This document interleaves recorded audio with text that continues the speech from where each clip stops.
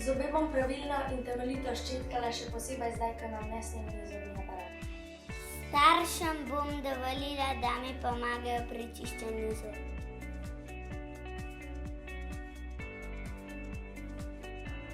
Ordinacijo bom obiskovala tudi takrat, ko ne bom imela težav. Omejil bom sladkarije in sladke pijače. Začel bom piti vodo iz pipe, ker je bolj zdrava in ne bremeni denarnice.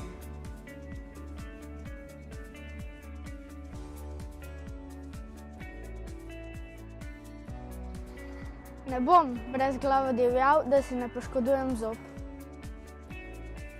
Zobe ščetkamo vsaj 2-krat dnevno, z nežnimi, krožnimi gibi od dlesne k zobu. Zobno ščetko menjamo na 2 do 3 mesece.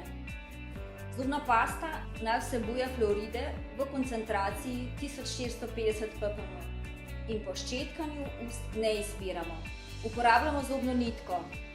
Sladkanje pridružimo glavnim obrokom in namesto sladkih pijač pijemo vodo iz pipe, ki je vedno sveža, zdrava, odžeja in ne onesnažuje okolja.